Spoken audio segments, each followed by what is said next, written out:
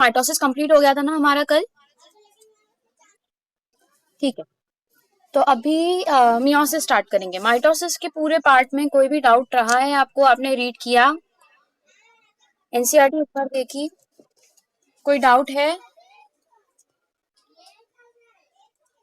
किसी को भी कोई डाउट है?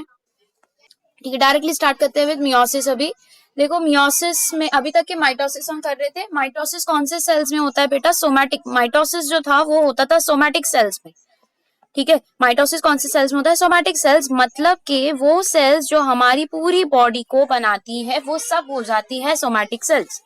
अब ऐसे सेल्स जो गैमीट्स बनाते हैं, ठीक है, ऐसे सेल्स जो क्या बनाते हैं? गैमीट्स बनाते हैं, ऐसे सेल को हम कहते हैं मियोसाइट, ठीक है। ये मियोसाइट वो सेल्स होते हैं जिनमें मियोसिस होता है।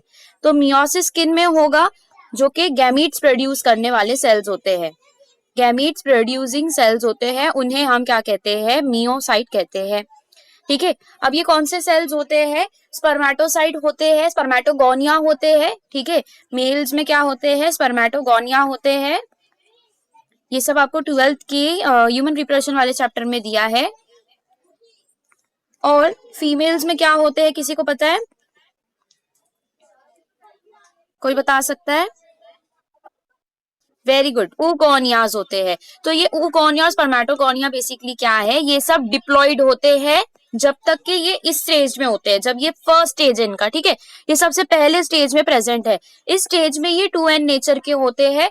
जैसे डिप्लॉइड हर सेल्स के मिलते हैं वैसे ही डिप्लॉइड ये होते हैं, ठीक है। कुछ इनमें ज्यादा डिफरेंस नहीं होता, जैसे बाकी सेल्स होते हैं वैसे ही सेल्स होते हैं। बस खाली फर्क क्या होता है कि इन सेल्स में जो है मियोसिस होता है, माइटोसिस नहीं होता। ये अपनी पहले तो अपनी पॉपुलेशन, अपनी क्वांटिटी इंक्रीज करते हैं, वो क्वांटिटी इंक्रीज करने का काम होता है माइटोसिस का। लेकिन जब हमें क्या करना है माइटोसिस करने के लिए, माइटोसिस करने के बाद जब एक्चुअल में हमें स्पर्म्स बनाने हैं, ठीक है, स्पर्मेटोगोनिया से क्या फॉर्म होने चाहिए? स्पर्म्स फॉर्म होने चाहिए, और oogonia से ओवम बन के आना चाहिए। इसलिए हमारे पास में एक प्रोसेस होता है मियोसिस, जो कैसा डिवीजन होता है? कोई बता सकता है? This is a reductional division. Very good, very good, reductional division इसे कहते हैं। क्यों रिडक्शनल डिवीजन कहते हैं? अच्छा, माइटोसिस के लिए यहाँ पर क्या नाम था? हाँ, वेरी गुड। और माइटोसिस के लिए हमने उसे कौन सा टाइप का डिवीजन कहा था? Equational division. वेरी गुड, आप लोग रिवाइज कर रहे हो, अच्छी बात है, ठीक है। तो इतना पार्ट आपको समझ में आना चाहिए कि जो मियोसिस है वो रिडक्शनल डिवीजन इसलिए बोला गया है। मैं बहुत बेसिक से आपको बता रही हूँ। हमारे पास में 46 क्रोमोसोम्स है, ठीक है। 46 क्या है? क्रोमोसोम्स है, जिसको हम 2n कहते हैं। n हमारा 23 है, मतलब कि 23 पेयर्स ऑफ क्रोमोसोम्स है, ठीक है। अब ये पेयर्स क्यों बोला जाता है, यहां से स्टार्ट करते हैं कि इसे पेयर्स क्यों बोला जाता है। पेयर्स इसलिए बोला जाता है। पेयर कब बोला जाएगा? देखो, फॉर एग्जाम्पल कोई भी चीज का पेयर ले लो, इसे अगर हम पेयर कह रहे हैं, दैट मीन्स ये दोनों कैसे है? सेम है, ठीक है। जैसे कि अगर फुटवेयर का कोई आप पेयर बात करते हो, ठीक है, फुटवेयर है कोई, वहां पर अगर आप कह रहे हो कि ये पेयर में प्रेजेंट है, मतलब दोनों फुटवेयर कैसे होंगे? बिल्कुल ही सेम प्रेजेंट होंगे, इसीलिए हमने उसको क्या कर दी? पेयरिंग ये नाम दे दी है। वैसे ही हमारे पास में ना 23 क्रोमोसोम्स होते हैं, जिसके सेम पेयर्स हमारी बॉडी के अंदर प्रेजेंट होते हैं। मतलब कि एक सेल के अंदर 23 क्रोमोसोम्स का ही डुप्लीकेट प्रेजेंट होता है, 23 क्रोमोसोम्स। इसीलिए that all together makes what? 46 chromosomes. इसीलिए हम इसे क्या कहते हैं? 23 पेयर्स कहते हैं। समझ आई बात? ठीक है। अब ये जो दो पेयर्स है, लाइक फॉर एग्जांपल ये एक क्रोमोसोम है, इसका होमोलोगस क्रोमोसोम या फिर we can say same pairing जो प्रेजेंट है on the other half pair, ठीक है, मतलब ये एक पेयर हो गया, ये दूसरा पेयर हो गया। ये जो क्रोमोसोम इसका सेम डुप्लीकेट प्रेजेंट है, ऐसे दो क्रोमोसोम्स को हम नाम देते हैं होमोलोगस क्रोमोसोम्स। होमोलोगस क्रोमोसोम्स वो क्रोमोसोम्स होते हैं जिनके अंदर का क्या सेम होता है? जेनेटिक कंटेंट सेम होता है, same sequence, same we can say same genes, उसके अंदर जीन मटेरियल प्रेजेंट होता है। लाइक फॉर एग्जांपल यहाँ पर अगर प्रेजेंट है हेयर कलर का, तो यहाँ पर भी हेयर कलर का प्रेजेंट होगा। यहाँ पर अगर आई कलर की बात की गई है तो यहाँ पर भी आई कलर ही प्रेजेंट होगा, ठीक है। तो होमोलोगस क्रोमोसोम्स कौन से क्रोमोसोम्स है? Homologous chromosomes are those chromosomes which has what? which has same shape, size and genetic content, इनका सेम होता है। समझ आया होमोलोगस क्रोमोसोम्स। अब हेट्रोलोगस क्रोमोसोम्स वो होंगे, हेट्रोलोगस इनके अपोजिट होंगे। हेट्रो का मतलब ही क्या होता है, डिफरेंट, होमो का मतलब होता है सेम।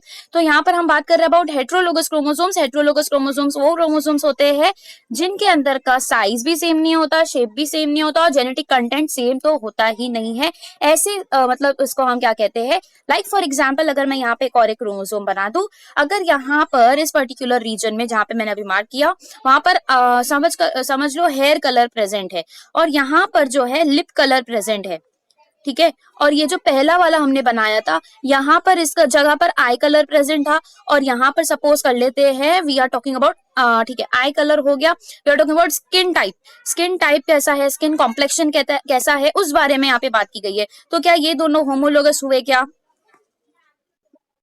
Very good. तो ये दो जो हो जाएंगे दीज आर होमोलोगस, यहाँ पर भी आई कलर, यहाँ पर भी स्किन टाइप प्रेजेंट होगा, सेम जेनेटिक का कंटेंट प्रेजेंट होगा।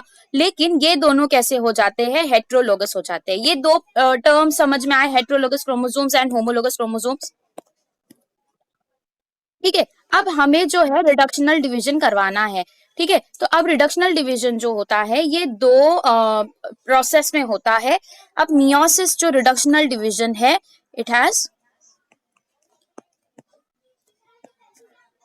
टू सब डिविजन्स, एक हो जाता है मियोसिस 1 और एक हो जाता है मियोसिस 2, ठीक है। ये दो सब डिविजन है जो सिर्फ मियोसिस में देखे जाते हैं। अक्सर लोग बच्चे जो है वो घबराते हैं कि भाई मियोसिस तो है, नॉर्मल माइटोसिस की तरह नहीं चल रहा है, ये काफी डिफिकल्ट होगा। कुछ भी डिफिकल्ट नहीं है।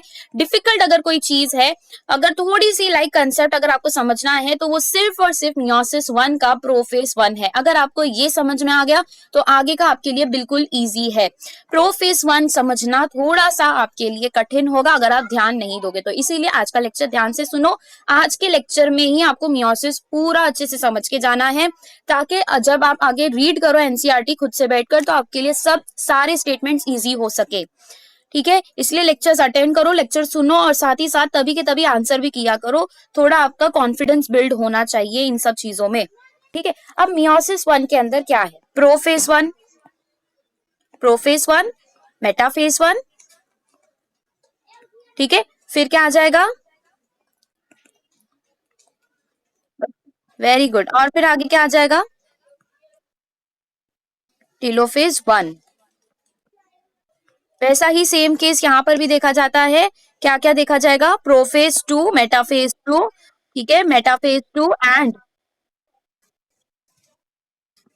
ठीक है। तो ये समझ में आया आप लोग को, ये दो पोर्शन में हमने इसको डिवाइड किया है। अब अगर आगे बात करते हैं अबाउट प्रोफेज, प्रोफेज में क्या मिलता है, प्रोफेज में आपको और 4 डिविजन्स मिलेंगे। इसको याद रखने का तरीका बताती हूं मैं, 5 डिविजन्स हो जाते, देखो इस तरीके से याद रखो। ला जीना पेन दे दे, ठीक है, ला जीना, जीना लड़की का नाम है, पेन दे दे, ये आपको मैंने एक निमोनिक बताया है। इस तरीके से आप याद रखो, ये सारे स्टेप्स आपके पास में लिखे हुए होने चाहिए बेटा, ये आपके पास में लिखा हुआ होना चाहिए। इस तरीके से याद रखोगे हमेशा याद रहेगा, ठीक है। क्या निमोनिक बताया है मैंने, ला जीना पेन दे दे। तो एल सबसे पहले क्या आया, L, L is for leptotene, ठीक है। देन वी हैव जीना, तो जीना Z, zygotene. Then we have pachytene, then we have diplotene. अब देखो इसको कैसे आप याद रखोगे, और लास्ट में आ जाता है डाइकाइनेसिस। काइनेसिस का मतलब क्या होता है, ब्रेकडाउन हो जाना या डिवाइड हो जाना, बेसिकली डिवीजन या फिर ब्रेकडाउन आप दोनों कह सकते हो, ठीक है। अभी डिवीजन कब होगा, देखो जब सब चीज रेडी हो गई है, सब कुछ प्रोसेस पूरा हो गया, उसके बाद में हम डिवीजन देखते हैं। जैसे कि हमने कैरियोकाइनेसिस के पूरे 4 फेजेस देख लिए थे, उसके बाद में हमने साइटोकाइनेसिस की बात की थी, राइट। तो यहाँ पर डिप्लोटीन और डाइकाइनेसिस में कभी भी कंफ्यूजन नहीं होना है, डी और डी साथ में है, इसका मतलब ये नहीं डाइकाइनेसिस को आप पहले कर दो। थोड़ा सा आप थोड़ा सेंस लगाओ, थोड़ा दिमाग लगाओ। डाइकाइनेसिस मतलब होता है डिवीजन, डाय मतलब होता है 2। तो पहला जो हमारा मियोसिस जो होता है, मियोसिस में हमें एक सेल से कितनी सेल अराइज होती हुई दिखाई देती है, पहले 2 होगी और वापस से इनमें से 2 निकल के आती है। दैट मीन्स हमारा जो फाइनल प्रोडक्ट होता है वो 1 सेल से किसमें हो जाएगा, 4 सेल्स में हो जाएगा। 4 डॉटर सेल्स यहाँ पर देखी जाती है, 4 डॉटर सेल्स यहाँ पर देखी जाती है।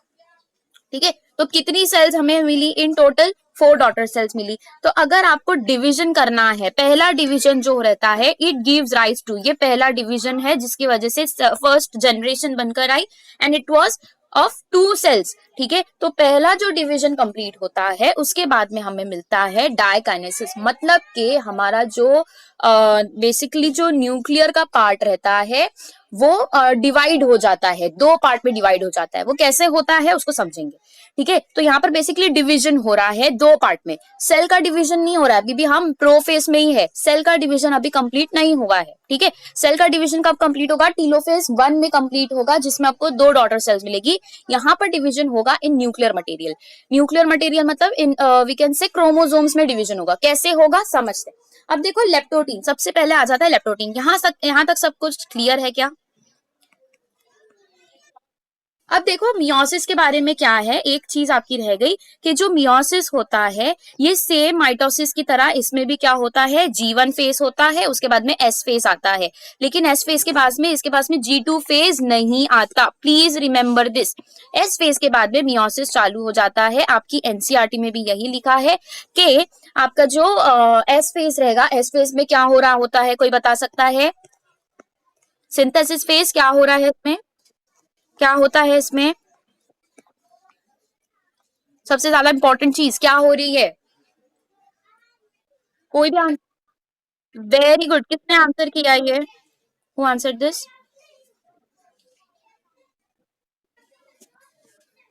Very good Rozia. तो बेसिकली मतलब आपने रिवाइज किया या फिर आपका गुड मेमोरी है, आपको याद है अभी तक के S phase is synthesis phase, जिसमें सिंथेसिस क्या क्या सिंथेसिस हो रहा था, सेल ऑर्गेनल्स के साथ साथ we were also synthesising what, DNA replication हो रहा था। तो सबसे ज्यादा इंपॉर्टेंट था डीएनए रेप्लिकेशन, और यहाँ पर जो डीएनए कंटेंट था वो 2C से किस पे कन्वर्ट हो गया, 4C में हो गया। By the end of S phase हमें क्या मिलता है, 4C क्रोमैटिन मटेरियल मिलता है। क्या क्रोमोसोम्स नंबर यहाँ पर चेंज होते हैं क्या? हाँ, तो यहाँ पर क्रोमोसोम का नंबर चेंज नहीं हुआ है, क्रोमोसोम्स उतने ही है, खाली क्रोमैटिन के अंदर का जो डीएनए का मटेरियल है वो डबल हो गया है। ठीक है, जैसे कि अगर हेयर कलर पे ब्राउन दिया था तो हेयर कलर ब्राउन 2 टाइम्स हो गया। ठीक है, तो क्योंकि दोनों सेल्स में ये सब डीएनए का इंफॉर्मेशन सीक्वेंस जाना चाहिए। उसके बाद में होता है मियोसिस 1। नेक्स्ट हम देखते हैं इंटरकाइनेसिस। ठीक है, ये आपको याद रखना है, मैं लिख के दे रही हूँ सब चीज, अगर ठीक है नोट्स की रिक्वायरमेंट रहेगी तो ये सब आपको मिल जाएगा। इसके बाद में होता है मियोसिस 2। अब इंटरकाइनेसिस क्या है, जैसे हमने देखा था इंटरफेज होता है, तो इंटरफेज तो ये हो गया जो हमें माइटोसिस में मिलता है। ठीक है, G1 फेज किन 2 फेज के बीच में आता है इन मियोसिस?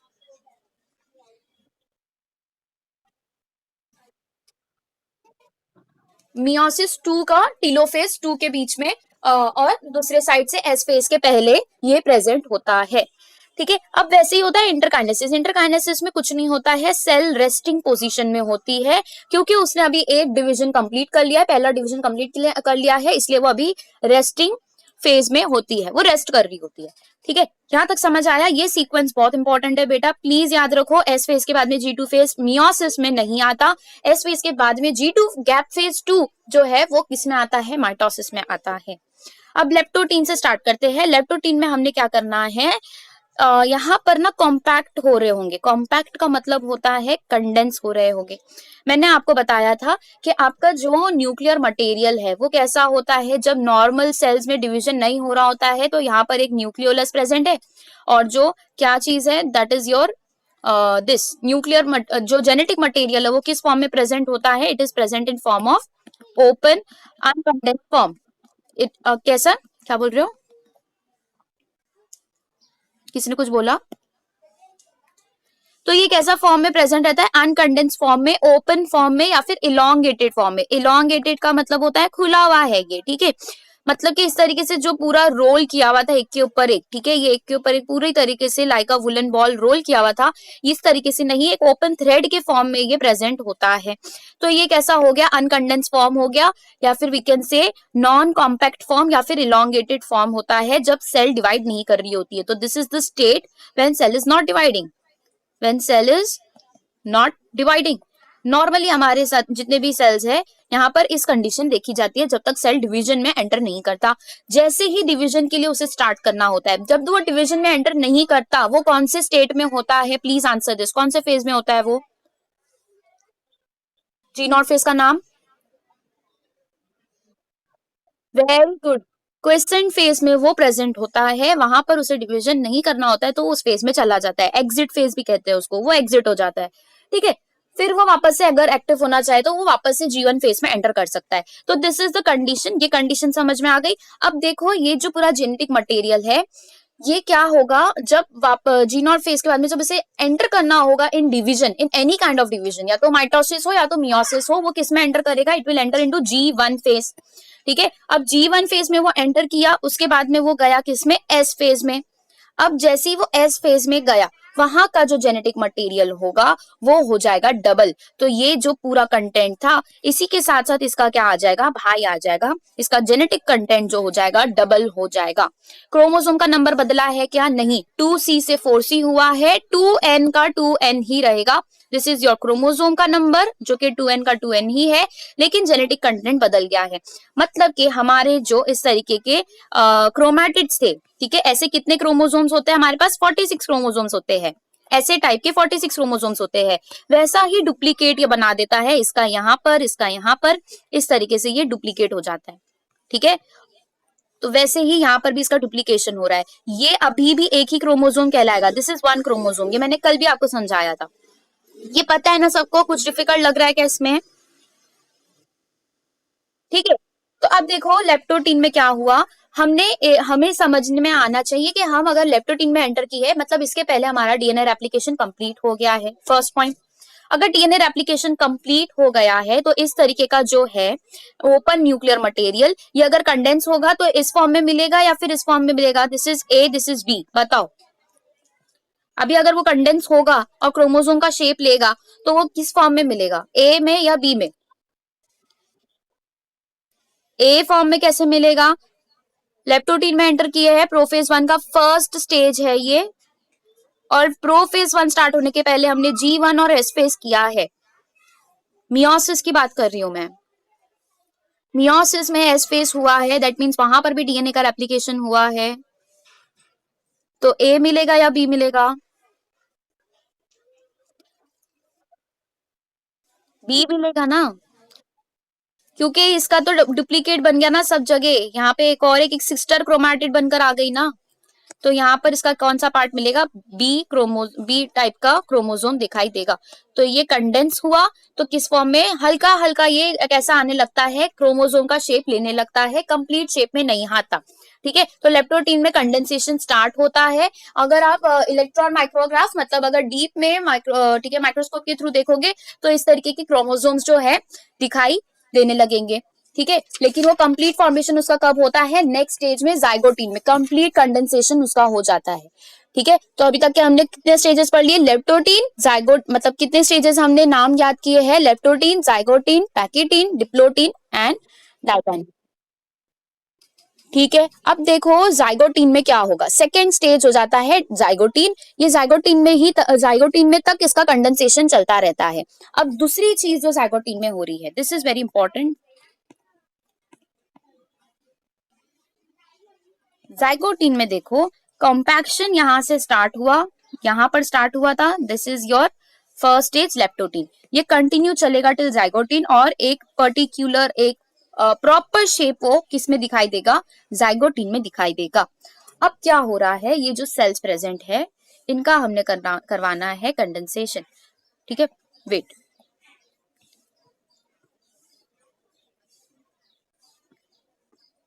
मैं यहाँ बनाती हूँ, ये सेल है, इसके अंदर का ये न्यूक्लियस वाला पार्ट है। यहाँ पर जाइगोटीन में मतलब वी कैन से सबसे पहला लेप्टोटीन में इस तरीके का कंडेंसेशन स्टार्ट हुआ था। अब क्या होगा, ऐसे ये जो है ये एक पेयर मैंने बनाया।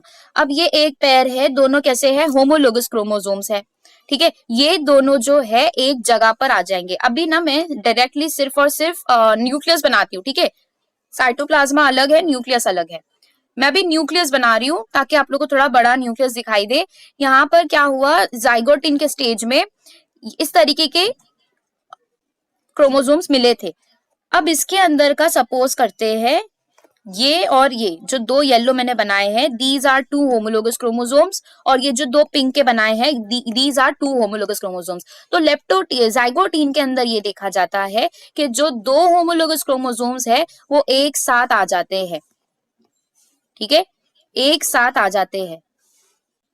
समझ आया, हमने दो होमोलोगस क्रोमोसोम्स जो कि सेम अपना जेनेटिक सीक्वेंस कैरी करते हैं उसको हमने एक जगह लेकर आ गया। ये किसका फीचर है, this is the characteristic feature of zygotene, that is the second stage of, बोलो, प्रोपिंग 1। अब ये दोनों एक जगह तो आ गए हैं, लेकिन इन्हें एक जगह बनाए रखने के लिए कुछ ना कुछ तो स्टिकिंग मटेरियल चाहिए, राइट। कुछ ना कुछ हमें क्या चाहिए, स्टिकिंग मटेरियल चाहिए, जो कि यहाँ पर इस तरीके का प्रेजेंट होता है, ऐसे प्रेजेंट होता है। इसे हम कहते हैं साइनेप्टोनोमल कॉम्प्लेक्स, साइनेप्टोनोमल कॉम्प्लेक्स। ठीक है, और ये जो यहाँ पर हुआ है, दैट इज ये दोनों का जो एक जगह आया है, इसे हम कहते हैं साइनेप्सिस। ये दोनों जो आए हैं एक साथ, ठीक है, इन दोनों को हम कह देते हैं इनका क्या हो गया है, साइनेप्सिस हो गया है। तो साइनेप्सिस क्या है, it is the we can say it is bringing two homologous chromosomes together, that is called synapsis. Synapsis मतलब कि दो चीज मिल जाना। ये कौन से स्टेज का कैरेक्टरिस्टिक फीचर है, जाइगोटीन का है। जाइगोटीन में ये दिखाई देता है। अब ये जो साइनेप्टोनोमल कॉम्प्लेक्स होता है, ये दोनों को एक जगह रुका के रखने का काम करता है। ये यहाँ पर एज अ अडेसिव या फिर एज अ ग्लू काम कर रहा है, ये दोनों को एक जगह मिला के रख रहा है। तो इसी तरीके का साइनेप्टोनोमल कॉम्प्लेक्स यहाँ पर भी प्रेजेंट दिखाई देगा।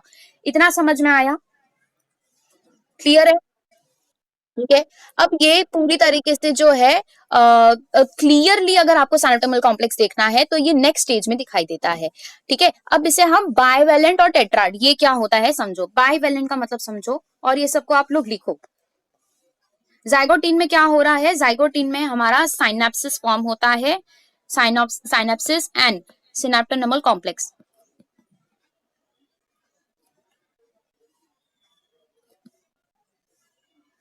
ठीक है, नेक्स्ट थर्ड आ जाता है पैकेटिन। साइनेप्सिस कौन से स्टेज में बना था, second stage, that is zygotene. Pachytene में क्या करवाना है, अभी इनका क्रॉसिंग ओवर कराना है। तो बहुत इंपॉर्टेंट यहां से क्वेश्चन आया है, क्रॉसिंग ओवर कौन से स्टेज में होता है, पैकेटीन में होता है। क्रॉसिंग ओवर क्या होता है वो भी मैं समझाऊंगी। अभी पहले आप लोग समझो कि भाई बाइवेलेंट क्या है, टेट्राड क्या है, ठीक है, और क्रोमैटिड क्या है, और क्रोमोसोम क्या है। ठीक है, अब देखो ये दो क्रोमोसोम थे, इस तरीके से आके मिले, इनके बीच में क्या प्रेजेंट है, साइनेप्टोनिमल कॉम्प्लेक्स प्रेजेंट है, जो इन दोनों को एक जगह बना के रखा है। ये दोनों अगर साइनेप्टोनिमल कॉम्प्लेक्स फॉर्म हुआ है मतलब ये हेटेरोलोगस क्रोमोसोम है या होमोलोगस है, वेरी गुड। अब ये होमोलोगस क्रोमोसोम्स है। अब इनके बीच में है ना बाइवेलेंट क्या होता है, जब ये दोनों आके मिल जाते हैं, क्योंकि ये दो क्रोमोसोम मिलने से बने हैं, दो क्रोमोसोम का यहाँ पर एक जगह आना हुआ है, इसीलिए ये दोनों को मिला के हम कहते हैं this is bivalent. Why, because two chromosomes are present. क्या प्रेजेंट है, दो क्रोमोसोम यहाँ पर प्रेजेंट है, इन दोनों को मिला के हम कहते हैं बाइवेलेंट। अब टेट्राड क्यों कह रहे हैं समझो, this is what, this is one sister chromatid, इसका दूसरा सिस्टर क्रोमैटिड यहाँ पर प्रेजेंट है। ठीक है, अब बाइवेलेंट का दूसरा वाला जो ठीक है पेयरिंग है क्रोमोसोम का, वहां का एक सिस्टर क्रोमैटिड ये हो गया और ये सिस्टर क्रोमैटिड सेकेंड वाला हो गया। टेट्राड का मतलब ही क्या होता है, 4 इन नंबर। तो यहाँ पर क्या दिखाई दे रहे हैं, 4 क्रोमैटिड्स दिखाई दे रहे हैं, इसीलिए हम इसे क्या कहते हैं, टेट्राड कहते हैं। हम बाइवेलेंट को ही टेट्राड नाम दे रहे हैं, क्यों दे रहे हैं समझो। टेट्राड का मतलब ही क्या होता है, 4। यहाँ पर 4 क्या प्रेजेंट है, 4 सिस्टर क्रोमैटिड्स आर प्रेजेंट। ठीक है, अब क्रोमैटिड क्या है ये तो पता है, एक part, one part of the chromosome, ठीक है। अगर हम कोई रेप्लिकेटेड क्रोमोसोम का वन जो आर्म होता है, ठीक है, one arm of replicated chromosome, उसे हम कहते हैं क्रोमैटिड क्रोमोसोम, ठीक है। और क्रोमोसोम क्या है, this whole structure is one chromosome. ये समझ आ गया, ये चार आप लोग को टर्मिनोलॉजी समझ आई। अब हमें करवाना है क्रॉसिंग ओवर। तो क्या हो रहा है, ये जब दोनों एक जगह आ गए, ठीक है, अब क्या होगा, बेसिकली ये दोनों को एक जगह लाने का रीजन या फिर पर्पस ये था कि हमें क्या कराना है, क्रॉसिंग ओवर कराना है। अब देखो यहाँ पे मैं दो होमोलोगस क्रोमोसोम्स को अलग अलग कलर से डिफाइन कर रही हूँ,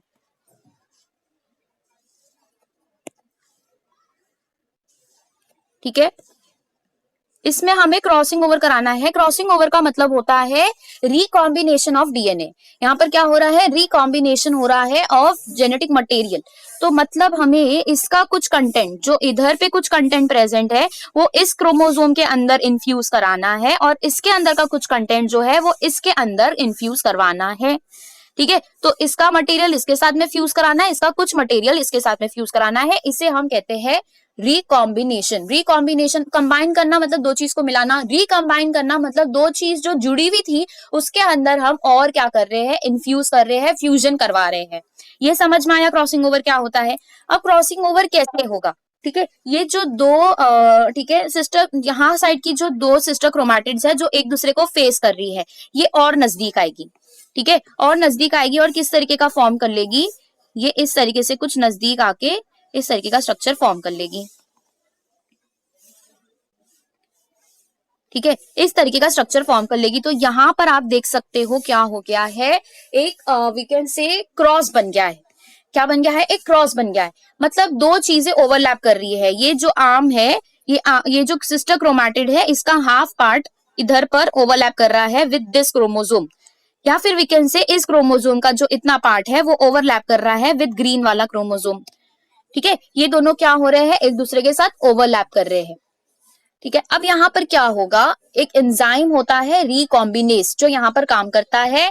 अब ये दो जो बेसिकली ये फॉर्म हुए हैं, ये जो दो यहाँ पर क्रॉस फॉर्म हुआ है, इनके बीच में रिकॉम्बिनेस एंजाइम आके काम करता है, और वो क्या करवाता है, इसका जो मटेरियल था वो इसमें शिफ्ट करा देगा, और ये व्हाइट वाले का जो मटेरियल है वो ग्रीन वाले में शिफ्ट करा देगा। कैसे होगा देखो, अब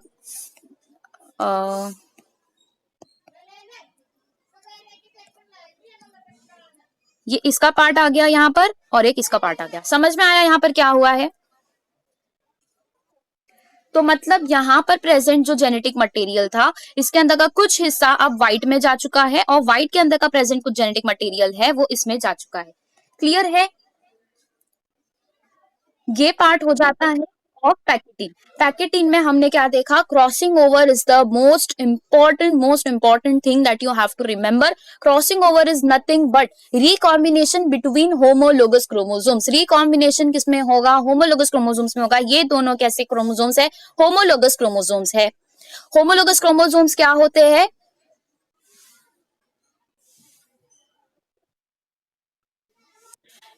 जिनका जो जेनेटिक सीक्वेंस है वो कैसा होता है, सेम होता है, उन्हें हम कह देते हैं दीज आर होमोलोगस क्रोमोसोम्स, ठीक है। अब नेक्स्ट बात करते हैं कि ये दोनों हमने मिला दिया। अच्छा, एक चीज जो यहाँ पे रह जाती है, ये जो एक्स शेप यहाँ पर बना था इसे हम क्या कह देते हैं, कियास्माटा कह देते हैं।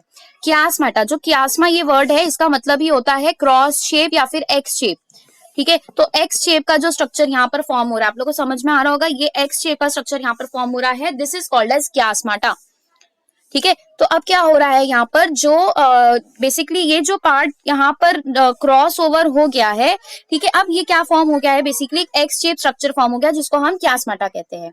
अब नेक्स्ट पैकेटिन के बाद में हमने क्या देखा, डिप्लोटिन आ जाता है। अब हमने जो है क्रॉसिंग ओवर करा दिया है। अब ये दोनों क्रोमोसोम्स का साथ में रहने का कोई रीजन नहीं बनता। हमको जेनेटिक मटेरियल को क्या करवाना था, रिकंबाइन करवाना था, हमें मिक्स करवाना था, इन्फ्यूज कराना था, वो हमने करवा दिया। अब इन दोनों को करना है अलग। तो अलग करने के लिए सबसे पहले जो इनके बीच में का ग्लू था उसका नाम क्या था, बताओ। साइनेप्टोनिमल कॉम्प्लेक्स। साइनेप्टोनिमल कॉम्प्लेक्स बोलो। Very good. तो साइनेप्टोनिमल कॉम्प्लेक्स या फिर सिनेप्टोनिमल कॉम्प्लेक्स, या फिर सिनेप्सिस कह दो या साइनेप्सिस कह दो, ये सारे टर्म सही है बेटा। ठीक है, इनका क्या होगा, हमें डिसोल्यूशन कराना होगा। डिसोल्यूशन मतलब अभी इन्हें वी कैन से इन्हें जो है डिसअपियर करवाना होगा। ठीक है, जो इस तरीके से फर्मली प्रेजेंट था इसको अभी हम स्प्रेड करवा देंगे, बेसिकली डिसॉल्व करा देंगे। डिसोल्यूशन का मतलब है अब इसको हम डिसॉल्व करवा देंगे। It will no more act like a glue. अब ये जोड़ने का काम नहीं करेगा, ये डिसॉल्व हो जाएगा। तो डिसॉल्व होगा किसका, डिसोल्यूशन ऑफ साइनेप्टोनीमल कॉम्प्लेक्स। इससे क्या होगा, अभी जो दो होमोलोगस क्रोमोसोम्स नजदीक आके बैठे हुए थे ये दूर होने लगेंगे। तो दो क्रोमोसोम्स जो है वो दूर होने लगते हैं। अब दूर तो होने लगेंगे, इस तरीके का कुछ स्ट्रक्चर था।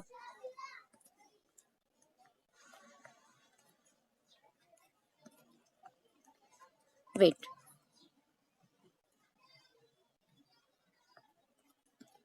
इस तरीके का कुछ स्ट्रक्चर दिखाई दे रहा था, राइट। तो यहाँ पर तो जुड़े हुए हैं, इस पार्ट में जुड़े हुए हैं, और इसको हमने क्या नाम दिया, दिस वाज कॉल्ड एज कियास्माटा। यहाँ से ये दूर हो रहे हैं, ये यहाँ से दूर हो रहा है, लेकिन यहाँ पर ये अभी भी जुड़ा हुआ है।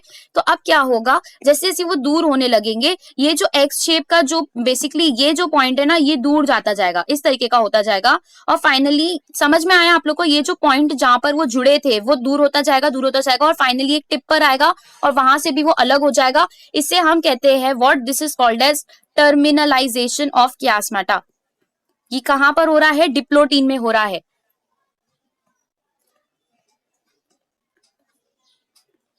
ठीक है, तो डिप्लोटीन में क्या देखा जाता है, बेसिकली टर्मिनलाइजेशन। ठीक है, डाइकाइनेसिस, जब अगर ये टर्मिनलाइजेशन स्टार्ट कब हो रहा है, डिप्लोटीन में हो रहा है, जब ये दोनों अलग होने लगते हैं। तो बेसिकली जो कियास्माटा है वो दूर होने लगता है, लेकिन जैसे ही वी रीच एट डाइकाइनेसिस, यहाँ पर क्या होगा, टर्मिनलाइजेशन देखा जाएगा। Terminalisation is seen in diakinesis, not in diplotene. Basically ये जो कियास्माटा यहाँ पर जो दोनों का मिलना हो रहा है, ये जो पॉइंट जहां पर दोनों मिल रहे हैं, ये दूर होता जाएगा, ऊपर की तरफ टिप पर मूव करता जाएगा, and this is the stage that is the diakinesis, जहां पर फाइनली कियास्माटा का जो पॉइंट है वो पूरा एंड हो जाता है। We call that as what, terminalization. तो ये डाइकाइनेसिस, मतलब आपने हमने यहाँ पे क्या अलग किया, दो होमोलोगस क्रोमोसोम्स को हमने अलग किया आफ्टर रिकॉम्बिनेशन।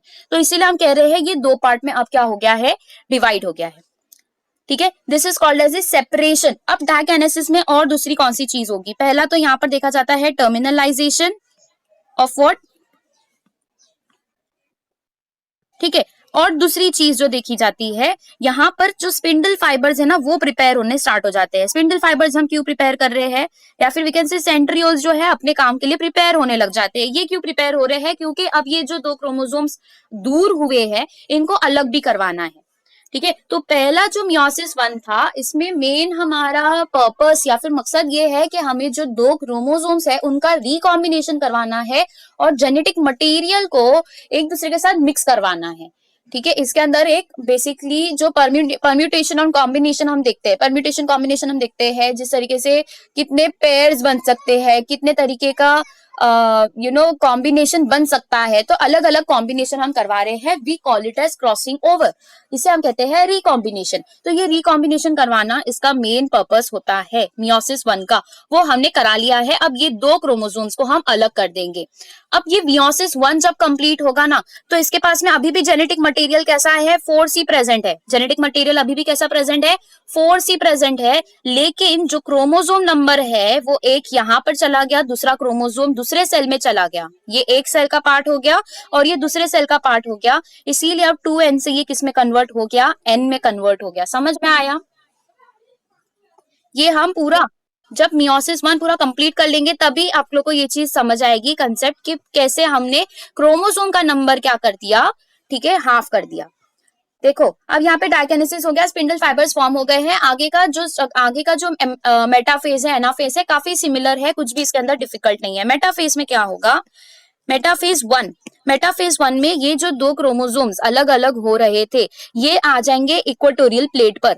इक्वेटोरियल प्लेट यहाँ पर कैसी होती है, दो पैरेलल प्लेट्स बनती है। यहाँ पहले माइटोसिस में जो मेटाफेज था उसके अंदर क्या हो रहा था, एक ही प्लेट बन रही थी ऑन द इक्वेटर, ठीक है, जिसको हमने मेटाफेज प्लेट बोला था। इस तरीके का सेल था और यहाँ पर जो है क्रोमोसोम्स प्रेजेंट हो रहे थे, एक सिंगल प्लेट पर प्रेजेंट हो रहे थे। लेकिन यहाँ पर इस तरीके का स्ट्रक्चर नहीं देखा जाता है। यहाँ पर दो क्रोमोसोम्स, यहाँ पर एक क्रोमोसोम, यहाँ पर दूसरा क्रोमोसोम, इस तरीके से जो है क्रोमोसोम्स दो प्लेट बनाते हैं। ये एक प्लेट हो गई, ये दूसरी प्लेट हो गई। ये हम क्यों कर रहे हैं, बिकॉज देखो क्या हो रहा है ना, जो दिस इज योर माइटोसिस का सेल है ये, यहाँ पर हमने क्या किया, जेनेटिक मटेरियल कैसे फॉर्म में प्रेजेंट है, 4C प्रेजेंट है, लेकिन यहाँ पर पूरे 46 के 46 क्रोमोसोम्स आ जाएंगे। कितने क्रोमोसोम्स है एक ही प्लेट पर, 46 क्रोमोसोम्स है। यहाँ पर कंटेंट हमने डिवाइड किया, कहां से डिवीजन हो रहा है, in between the x shape chromosomes, इनके बीच में से डिवीजन हो रहा है। डीएनए का कंटेंट भी पूरा 2C हो जा रहा है, रीगेन हो रहा है, और जो वी कैन से जो क्रोमोसोम नंबर था वो भी 2n का 2n आ रहा है, क्योंकि यहाँ पर क्या प्लेट बन रही है, 46 क्रोमोसोम्स की प्लेट बन रही है। इस तरीके से जो स्पिंडल फाइबर्स है वो पूरे 46 क्रोमोसोम्स को हाफ में डिवाइड कर रहे हैं, बीच में से कट कर रहे हैं। तो यहाँ पर जेनेटिक कंटेंट जो पूरा 2C है वो यहाँ पर आ गया, और यहाँ का 2C यहाँ चला गया, और फिर ये दो सेल्स जो है डिवाइड हो जाती है। लेकिन मियोसिस में क्या हो रहा है, ये 46 का एक पूरा प्लेट बन ही नहीं रहा, एक प्लेट जो है वो 23 क्रोमोसोम्स का बन रहा है। यहाँ पे 23 प्रेजेंट है, यहाँ पर 23 प्रेजेंट है। अब जो डिवीजन होगा वो इन दो, एक पूरे क्रोमोसोम के हाफ पार्ट को नहीं करेगा, ये क्रोमोसोम को अक्खा ले जाएगा, यहाँ पर पूरा एज अ होल क्रोमोसोम ये यहाँ पर लेकर जाएगा। समझ में आया आप लोग को? तो इस केस में क्या हो रहा है, कंटेंट 4C मिल रहा है जेनेटिक मटेरियल का, लेकिन जो क्रोमोसोम है यहाँ पर 23 पेयर से और यहाँ पर 23 पेयर से, तो 23 क्रोमोसोम यहाँ आ जाएंगे, 23 क्रोमोसोम यहाँ आ जाएंगे। It will gate divided into 23 chromosomes, मतलब n हैप्लॉइड, लेकिन कंटेंट कैसा रहेगा, 4C ही प्रेजेंट रहेगा। समझा? तो ये दो डिफरेंस है जो मेटाफेज में अभी क्या हो रहा है। मेटाफेज का इक्वेटोरियल प्लेट कैसा है, 2 पैरेलल प्लेट्स बनती है, और यहाँ पर जो है एक काइनेटोकोर्स होता है, ठीक है। जैसे कि माइटोसिस में क्या हो रहा था, यहाँ पर एक काइनेटोकोर था, यहाँ पर एक काइनेटोकोर था, इधर से स्पिंडल फाइबर ने इसको खींचा, यहाँ से स्पिंडल फाइबर ने इसे खींचा, ये दोनों बीच में से कट हो गए। लेकिन यहाँ पर क्या हो रहा है, एक ही क्रोमोसोम, मतलब जो क्रोमोसोम है उसके ऊपर एक ही काइनेटोकोर प्रेजेंट है, इस तरीके का काइनेटोकोर बीचों बीच में प्रेजेंट है, और यहाँ पर दूसरा क्रोमोसोम प्रेजेंट है होमोलोगस, जो उससे दूर हो चुका है, ठीक है। और इसने क्या बना लिया है, एक अपना प्लेट बना लिया है, ठीक है, दो पैरेलल प्लेट्स में ये डिवाइड हो गया है, ठीक है। अब यहाँ पर प्रेजेंट है 23 क्रोमोसोम्स, यहाँ पर प्रेजेंट है 23 क्रोमोसोम्स। अब जो स्पिंडल फाइबर्स रहेंगे वो यहाँ पर आके अटैच होंगे, ठीक है, यहाँ पर आके वो अटैच हो जाएंगे, ये इसे यहाँ की तरफ पुल करेंगे, ठीक है। ये पूरा क्रोमोसोम जो है एज इन होल दूसरे साइड शिफ्ट हो जाएगा, और ये वाला क्रोमोसोम जो है इस साइड में पुल हो जाएगा। तो यहाँ पर क्या देखा जा रहा है कि अब किस तरीके का स्ट्रक्चर हमें देखा जाएगा, this is the cell, this is one cell, ठीक है। यहाँ पर जो है 23 क्रोमोसोम्स यहाँ आ चुके हैं, और 23 क्रोमोसोम्स यहाँ आ चुके हैं। इनका हो गया है क्या, इनका हो गया है रिकॉम्बिनेशन, इनका हो गया है रिकॉम्बिनेशन।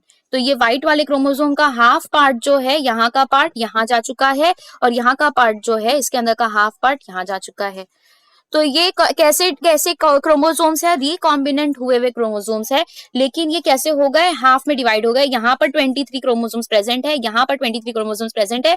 अब देखो जो प्रोफेज 1 होता है ना, प्रोफेज के एंड में, दैट इज द डाइकाइनेसिस के एंड में एक और एक चीज देखी जाती है कि जो न्यूक्लियर एनवेलप था, जो न्यूक्लियर एनवेलप था वो भी डिसअपियर हो जाता है, न्यूक्लियर एनवेलप डिसअपियर हो जाता है, और जितना भी न्यूक्लियर का कंटेंट है वो बाहर की तरफ प्रेजेंट हो जाता है, ऑन द साइटोप्लाज्म पूरा फैल जाता है, ठीक है। अब यहाँ पर यह हम पूरे साइटोप्लाज्म में प्रेजेंट है, क्योंकि यहाँ पे न्यूक्लियर एनवेलप डिसअपियर हो चुका है, तो दिस इज ऑल साइटोप्लाज्म।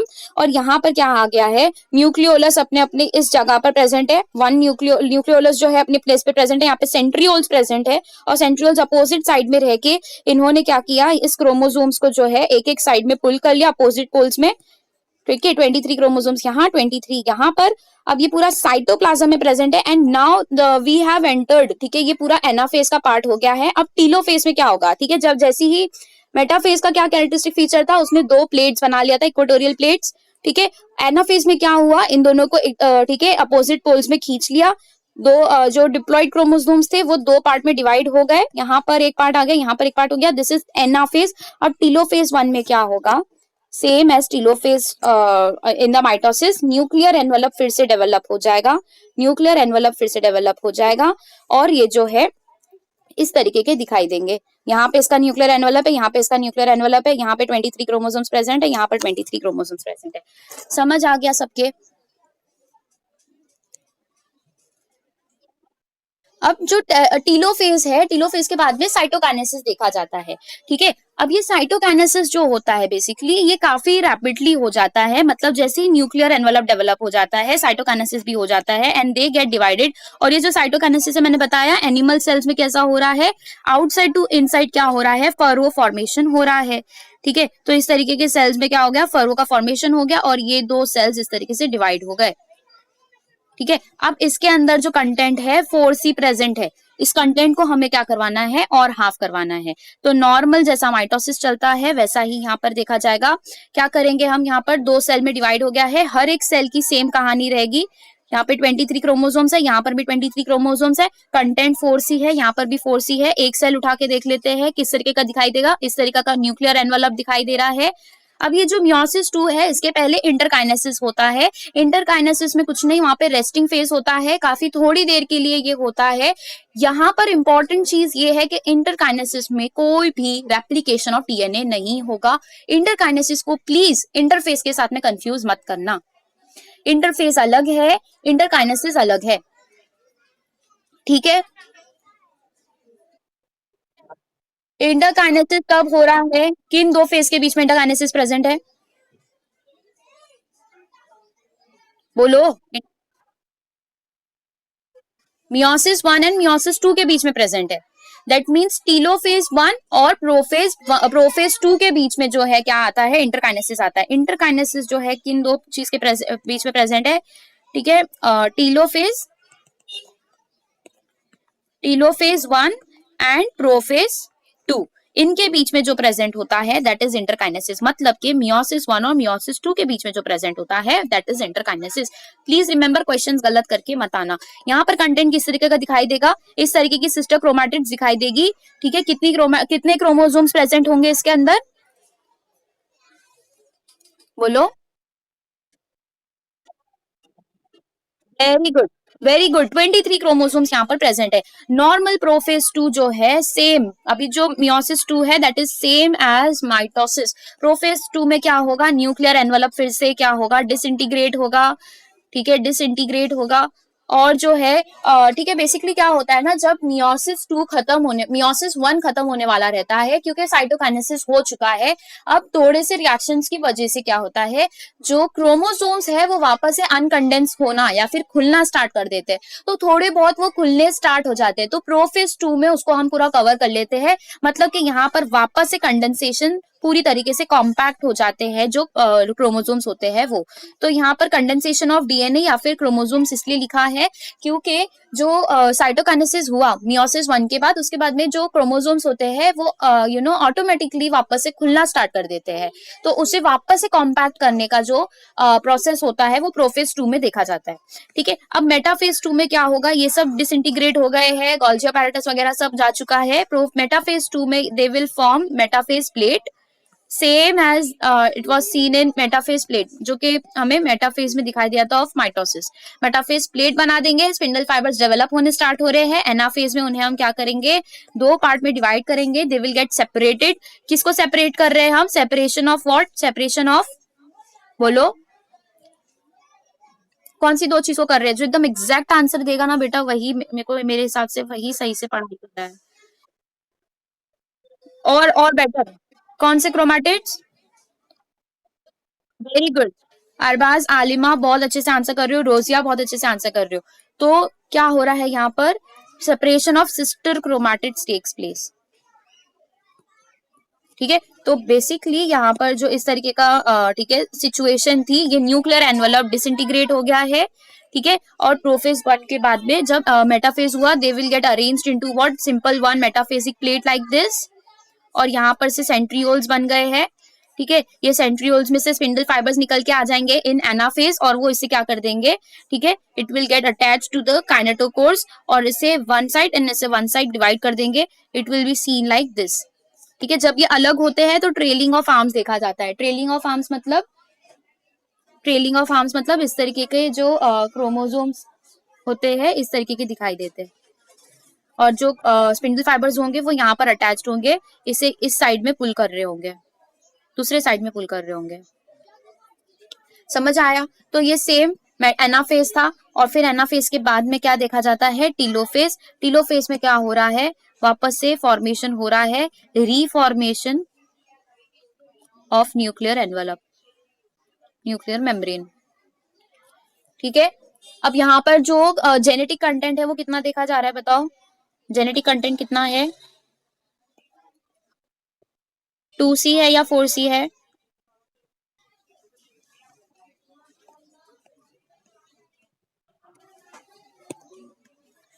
जब मियोसिस 1 कंप्लीट किया था तब कंटेंट कैसा था? 2C था या 4C था? 4C था, वेरी गुड, 4C था। 2C कैसे? हाफ हाफ नहीं किया ना बेटा, हमने क्रोमोसोम्स को 46 क्रोमोसोम्स को हमने 23 कर दिया, हमने क्रोमोसोम्स को सेपरेट किया यहाँ पर। ये आपका जो नॉर्मल सेल होता है वो इस तरीके के क्रोमोसोम्स अपने अंदर रखता है, इस तरीके के। वो एक्स शेप क्रोमोसोम्स नहीं रखता, वो कैसे क्रोमोसोम्स रखता है? इस तरीके के। इसके अंदर का जो जेनेटिक मटेरियल होता है ये नॉर्मल कंटेंट 2C कहलाता है।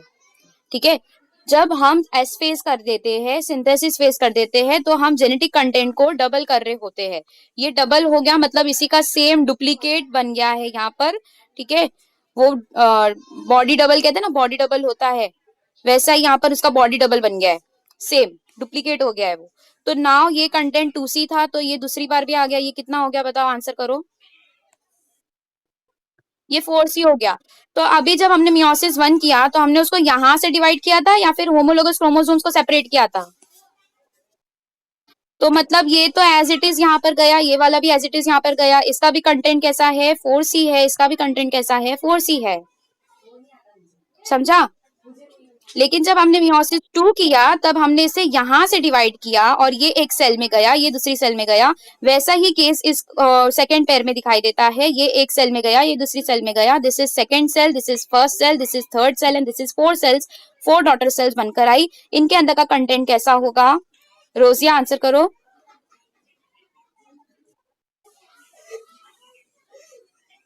अरे 2C रहेगा ना, नॉर्मल सेल के अंदर 2C कंटेंट होता है। कंफ्यूज हो रहा? हैदराबाद के हो क्या आप? ओके, देखो क्या हो रहा है यहाँ पर बेटा, ये जेनेटिक कंटेंट और क्रोमोसोम नंबर ये दो अलग अलग चीज है। क्रोमोसोम, इसे भी हम क्रोमोसोम कहेंगे, इसे भी हम क्रोमोसोम कहेंगे। जेनेटिक कंटेंट का मतलब होता है इसके अंदर के प्रेजेंट सीक्वेंस। समझ आया? इसके अंदर हेयर का कलर का बताया है, स्किन कलर बताया, आई कलर बताया, लिप कलर बताया है, हेयर की डेंसिटी बताई है, हेयर थिकनेस बताया है। ये कैसा होगा ये हमारी जीन्स डिसाइड करती है। ये जीन्स प्रेजेंट है एक क्रोमोसोम के अंदर। ये हमारे सारे सेल्स के क्रोमोसोम्स है। एक नॉर्मल कंडीशन में इस टाइप का क्रोमोसोम देखा जाता है। जब हम एस फेज करवा लेते हैं किसी भी सेल का तो वो इसके अंदर तब्दील हो जाता है। इतना आपको समझ में आया? तो ये जो कंटेंट था इसको हमने 2C कहा, लेकिन ये क्या हो गया अब? ये समझ आया आपको? ये हो गया क्या? 4C। ठीक है, अब ऐसे कितने क्रोमोसोम्स हमारे पास में प्रेजेंट होते हैं एस फेज के बाद में? 46 होते हैं। बहुत अच्छे, 46 क्रोमोसोम्स है। हर एक के पास में कंटेंट कैसा प्रेजेंट है? 2C है या 4C है? 4C है। बहुत अच्छे, यहां तक समझ आ गया। ये हो गया अभी हमारा। ठीक है, मियोसिस 1 में अभी आप एंटर करो। मियोसिस 1 में हमने क्या किया? इस तरीके के कितने क्रोमोसोम्स थे? 46 क्रोमोसोम्स थे। लेकिन जो मेटाफेज था, ठीक है, मेटाफेज पे जाओ। हमने क्या किया? मेटाफेज पे एक इक्वेटोरियल प्लेट बनाई। कितनी इक्वेटोरियल प्लेट थी वो देखो, कितनी इक्वेटोरियल प्लेट थी? 2 इक्वेटोरियल प्लेट बनाई थी। ठीक है, एक इक्वेटोरियल प्लेट जो थी वो कितने क्रोमोसोम से बनी हुई थी? रोजिया आंसर करेगी सिर्फ। कितने क्रोमोसोम से बनी थी? 23, तो मतलब एक प्लेट में 23 क्रोमोसोम्स प्रेजेंट थे। वैसे ही दूसरी जो प्लेट बनी उसमें अंदर भी कितने प्रेजेंट है, इक्वेटोरियल प्लेट में 23 क्रोमोसोम्स प्रेजेंट है। अब यहाँ पर जो स्पिंडल फाइबर्स अराइज हो रहे हैं वो इन 23 क्रोमोसोम्स को संभाल लेंगे, और यहाँ के जो स्पिंडल फाइबर्स प्रेजेंट हो रहे हैं ये इन 23 क्रोमोसोम्स को संभाल लेंगे। तो अब हमने यहाँ पे क्या किया, क्रोमोसोम को यहाँ लेकर आए, सेल का जो क्रोमोसोम है वो किस में चला गया है, एक साइड। यहाँ पे मैंने कई डायग्राम बना के बताया था क्या, हाँ। तो यहाँ पर क्या हो गया, बेसिकली यहाँ का जो 23 क्रोमोसोम था ये इस साइड चला गया, इस सेल का पार्ट हो गया, और यहाँ के जो 23 क्रोमोसोम थे इस सेल के पार्ट में हो गए। इनका न्यूक्लियर मेम्ब्रेन फिर से डेवलप हुआ। यहाँ पर कितने क्रोमोसोम्स प्रेजेंट है, यहाँ पर कितने प्रेजेंट है, लेकिन जो 2C कंटेंट था वो कितना है, अभी भी 4C है ना, क्योंकि अब तक हमने क्रोमैटिन के मटेरियल को, जेनेटिक मटेरियल को हाथ नहीं लगाया है, हमने पहले क्रोमोसोम्स का नंबर हाफ किया, समझा। अब बात करते हैं मियोसिस 2 के बारे में। मियोसिस 2 में हम अभी क्रोमोसोम नंबर को हाथ नहीं लगाएंगे, 23 का हाफ नहीं करने जाना है हमें, 23 का 23 ही रहेगा। लेकिन अब जो डिवीजन है वो ये सिस्टर क्रोमैटिड इसकी हो गई, ये सिस्टर क्रोमैटिड इसकी हो गई। यहाँ पर एक क्रोमोसोम का 2 पार्ट में क्या हो गया, डिवीजन हो गया, मगर जेनेटिक कंटेंट वापस से रीगेन हो गया है, 2C हो गया है। ठीक है, तो मतलब इस तरीके का स्ट्रक्चर हो गया है। ये 2 सिस्टर क्रोमैटिड्स है, यहाँ पर एक आ गई, यहाँ पर एक आ गई, इनके अंदर वापस से न्यूक्लियर मेम्ब्रेन डेवलप हो जाएगा। ठीक है, इस तरीके का न्यूक्लियर मेम्ब्रेन जो है, मैंने नहीं बनाया क्या, ठीक है, न्यूक्लियर मेम्ब्रेन जो है इस तरीके के डेवलप हो जाएंगे। अब बताओ मेरे को इसके अंदर का क्या कंटेंट होगा,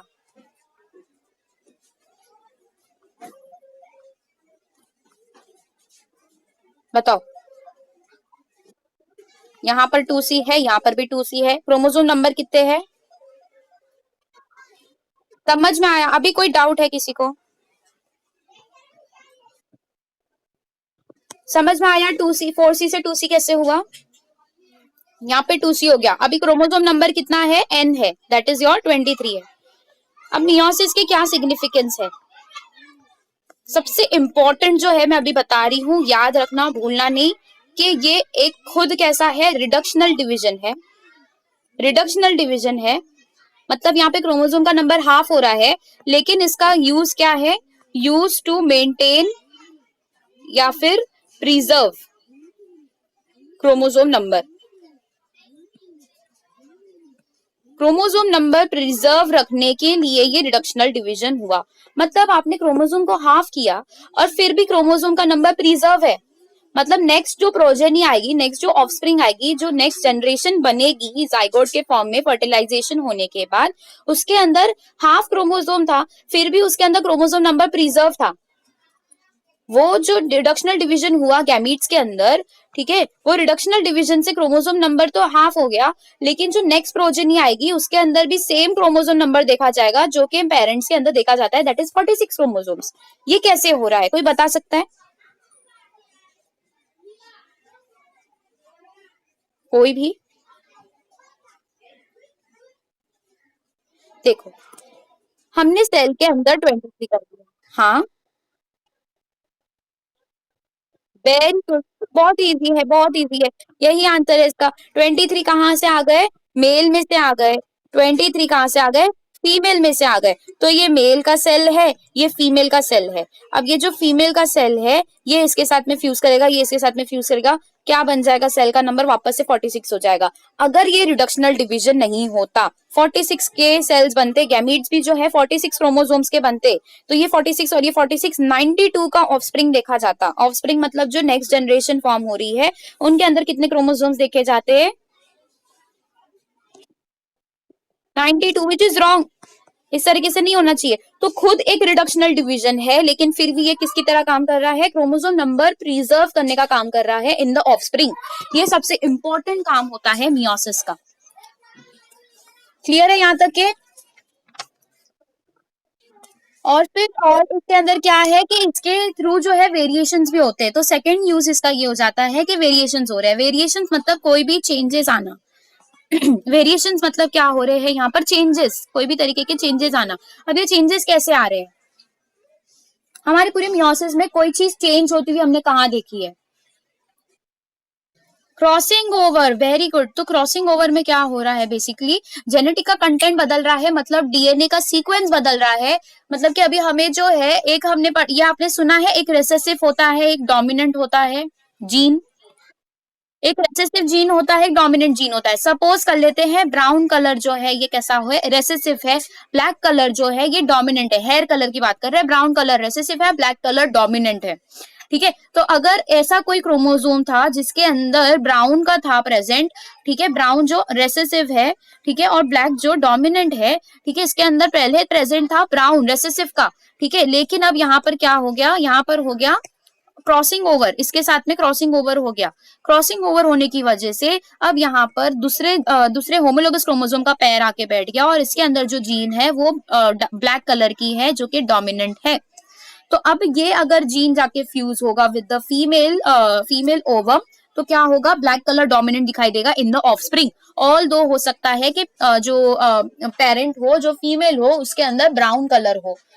ठीक है, तो हो सकता है जो फीमेल है उसके अंदर आर आर प्रेजेंट था, और इसके अंदर से बन भी क्या सकता है, small r, that is brown colour बन सकता है। लेकिन यहाँ से एक ब्लैक कलर आ गया, जिसकी वजह से यहाँ पर आर, ठीक है, कैपिटल आर आ गया, और ये डोमिनेंट होने की वजह से यही दिखाई देगा, this is the black colour of the hair. तो इसकी वजह से क्या हो रहा है, वेरिएशंस देखे जाते हैं, और ये क्रॉसिंग ओवर की वजह से जो ऑफस्प्रिंग होते हैं वो सेम टू सेम पेरेंट्स की तरह नहीं दिखाई देते, उनके अंदर कुछ ना कुछ डिफरेंस होता है। तो जो वेरिएशंस आ रहे हैं ये किसके थ्रू आ रहे हैं, मियोसिस की वजह से आ रही है। ये माइटोसिस में नहीं देखे जाते। माइटोसिस स्केलेटल मसल का है, स्केलेटल मसल ही बनाएगा। हार्ट सेल का है तो हार्ट सेल ही बनाएगा, इस तरीके का होता है। लेकिन मियोसिस में क्या हो रहा है, अलग अलग जेनेटिक सीक्वेंस बदल रहे हैं, ठीक है, जेनेटिक सीक्वेंस बदल रहे हैं, उसके अंदर के जेनेटिक मटेरियल में चेंजेस आ रहा है। और ये वेरिएशंस क्यों करवा रहे हैं हम, वेरिएशंस इंपॉर्टेंट है for the sake of evolution. Evolution क्या मांगता है, डोमिनेंट चीजें मांगता है। अगर आप रेसेसिव को ही आगे बढ़ाते जाओगे तो इवोल्यूशन नहीं होगा, उल्टा वो एक रिग्रेशन की तरह काम करेगा, हम उल्टे चले जाएंगे, डेवलपमेंट की तरह हम वापस अंडर डेवलप होने लगेंगे। तो इवोल्यूशन के लिए हमें वेरिएशन चाहिए, न्यू कॉम्बिनेशन चाहिए, और ये हमें मिलते हैं थ्रू मियोसिस। ये समझ आया आप लोग को? ठीक है, अब इंपॉर्टेंट कंसेप्ट कौन से हैं वो मैं आप लोग को हाईलाइट करके बता रही हूँ, उसको नोट डाउन करो। माइटोसिस के अंदर आपका स्टार्टिंग का जो एस फेज है, इसको ध्यान में रखना है। सीक्वेंस दोनों के याद रखने हैं कि कौन सा सीक्वेंस था, G1, फिर एस फेज, फिर G2 फेज, फिर माइटोसिस के पीमैट। ठीक है, ये हो गया माइटोसिस की बात। जो मियोसिस होता है वहां पर G1 आएगा, एस फेज आएगा, मियोसिस 1 आएगा, इंटरकाइनेसिस आएगा, और फिर मियोसिस 2 आ जाएगा। ये बात हो गई अबाउट मियोसिस। ठीक है, सीक्वेंस याद रखने के बाद में आपको मेटाफेज एक इंपॉर्टेंट फेज है, याद रखना है। ठीक है, ये माइटोसिस और इसके सिग्निफिकेंस, दोनों के सिग्निफिकेंस बहुत इंपॉर्टेंट है। क्वेश्चन आप लोग को सिग्निफिकेंस में से भी आ सकते हैं ऑफ बोथ, ये इंपॉर्टेंट है। अब मियोसिस की बात करें, मियोसिस में prophase 1 is the most important. Prophase 1 पूरा करना है, प्रोफेज 1 अच्छे से आपको आना चाहिए। ठीक है, और मियोसिस में प्रोफेज 1 अच्छे से आना चाहिए, फिर है मेटाफेज, एनाफेज, टीलोफेज। ठीक है, और क्या आपको अच्छे से आना चाहिए, तो ये कैलकुलेशंस, कैलकुलेशंस मतलब जो आप जिसके अंदर अटक रहे हो। कैलकुलेशंस में आपके आ जाते हैं क्रोमैटिन नंबर, जेनेटिक कंटेंट, कितना बचेगा 2C 4C, ये चीजें, ऐसे टाइप के क्वेश्चंस आप पीवाईक्यूज में से निकालो और उसे सॉल्व करो, बहुत इंपॉर्टेंट है। और टर्मिनोलॉजीज लाइक बाइवेलेंट क्या है, टेट्राड क्या है, ठीक है, और क्रोमैटिड क्या है, सिस्टर क्रोमैटिड क्या है, होमोलोगस हेट्रोलोगस क्या होता है, ये सब चीजें आपको आनी चाहिए। ये इंपॉर्टेंस मैंने बता दी, इस टाइप के क्वेश्चन बनते हैं। आप टीलोफेज में या फिर किसी भी दूसरी चीजों पर ज्यादा फोकस करोगे और इन चीजों पे फोकस नहीं करोगे तो क्वेश्चन नहीं बनेगा, इस पर प्लीज ध्यान देना, ये सब चीजें बहुत इंपॉर्टेंट है, यहाँ से क्वेश्चन आते हैं। ठीक है, समझ में आ गया सबके? मियोसिस भी कंप्लीट हो गया है। ठीक है, एक सेकेंड, नेक्स्ट जो चैप्टर रहेगा,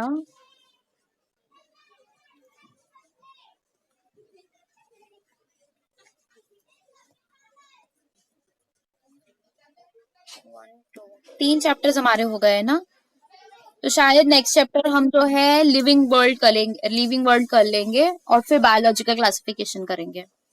ठीक है, उसके बाद में मैं एक दो चैप्टर्स आपके 12th के पोर्शन के भी लेने वाली हूँ। तो ये 2 चैप्टर्स हो जाएंगे, लिविंग और biological, then will be moving on to 12th का थोड़ा पोर्शन कर लेंगे, ठीक है।